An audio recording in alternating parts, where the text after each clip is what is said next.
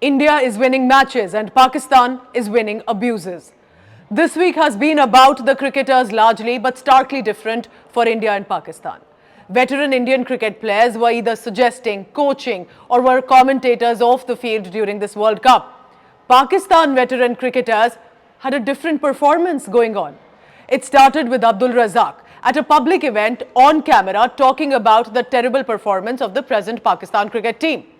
But for some strange reason, he chose to drag an Indian reputed actress as a metaphor. He said, "If I were to marry an Aishwarya Rai, I cannot expect decent, well-behaved children."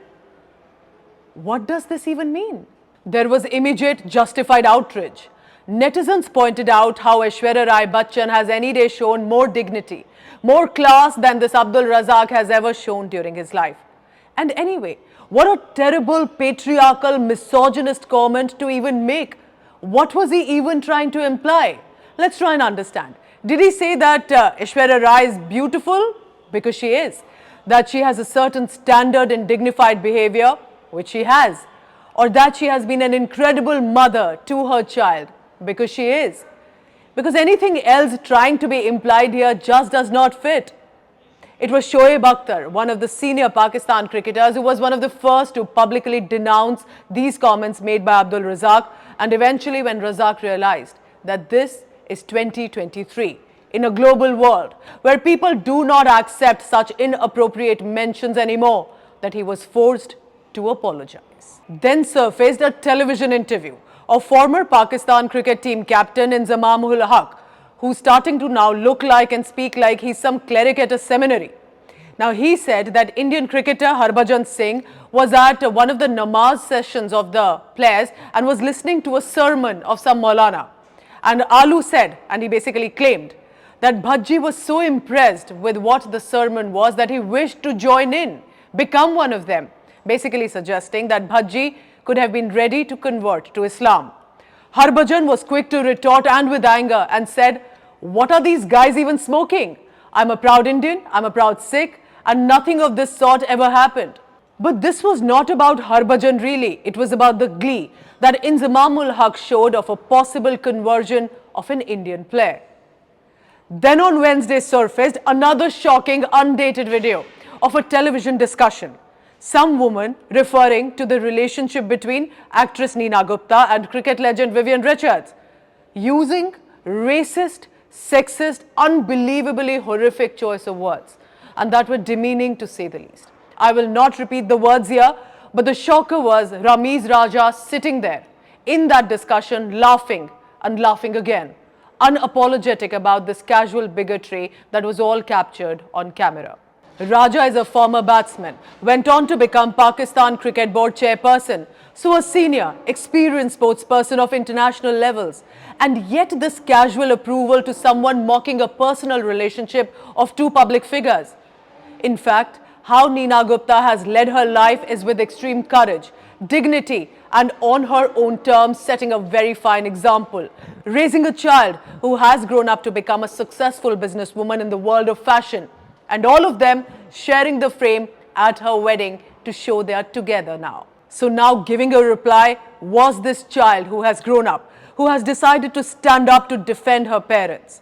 Her response was dignified, absolutely sophisticated but piercing in nature. Masaba said, and I quote her here, "Dear Ramiz Raja sir, grace is a quality few have. My father, mother and I have it in spades. You have none. Sickening to see you laugh on national television in Pakistan at something that the world stopped laughing at about 30 years back. Step into the future. All three of us are here with our chin up." And predictably, Masaba got a lot of love, praise and cheers for that statement from her. Are these incidents few, isolated, rare? No. Shahid Afridi has famously said earlier on camera that he broke the home television after he saw his daughter imitate an Indian television serial. He rants often on Kashmir with usual rhetoric. Pakistani fast bowling legend Waqar Younis said watching a Muslim, referring to Mohammad Rizwan, read namaz in front of Hindus, Indian cricketers and fans was more satisfying for him than his batting and winning the match. In relation to the Sri Lankan player being asked to convert, Danish Kaneria, a Pakistani Hindu player, recently shared that video of the Sri Lankan player being told by a Pakistani player that he will rot in hell unless he converts to Islam, not realizing that this chat was being caught on camera's microphone. Kaneria shared this video and added, "Be it the dressing room, the playground or the dining table, this happened to me every single day." There are enough instances to show that Pakistani cricketers have repeatedly made obnoxious comments despite being well-travelled, possibly well-educated, interacted with people and fans across the world and for several years. They have found appreciation for their skills from even Indians, but only for them to blurt out the first bigoted thought in their mind.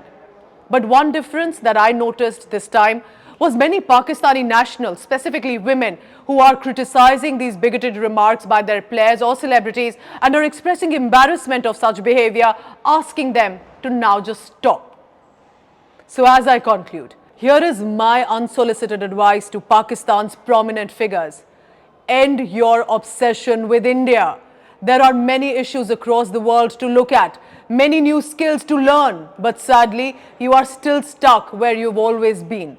Blatant hate for India and Indians. The difference today is all of this is being captured on camera for the world to see. Indians are beginning to strike back, and the biggest difference is that Indians are reaching landmark milestones across the world, from sports to space. And Pakistani legends are simply embarrassing themselves, embarrassing their countrymen on the global stage. Thank you for watching.